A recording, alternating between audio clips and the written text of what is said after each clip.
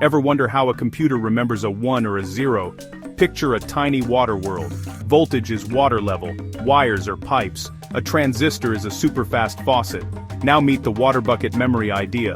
The bucket is a tiny container for charge. Think of it like a cup that can be filled or emptied. If the cup is full, I call that a 1. If it's empty, that's a 0. How do I set the bucket? I open the faucet, open it to a source, and water rushes in. Boom, that's writing a 1. Open it to a drain, the cup empties.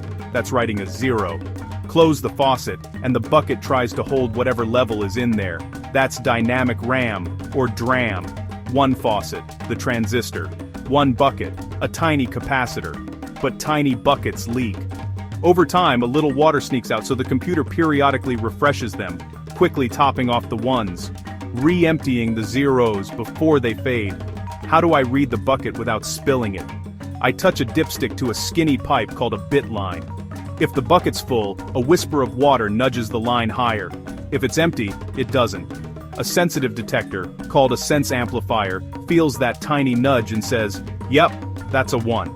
Or nope, that's a 0. Reading takes a sip, so DRAM immediately rewrites what it read to keep the bucket correct. There's also SRAM. Instead of one leaky bucket, think two little fountains facing each other. If one side flows, it forces the other off. That balance locks in a 1, or locks in a 0 without refreshing.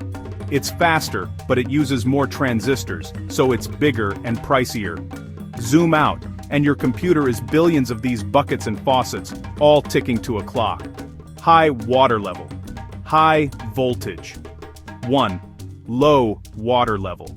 Low voltage. 0. Every photo. Song. Message is just cups filling and emptying at crazy speed. Kinda awesome, right?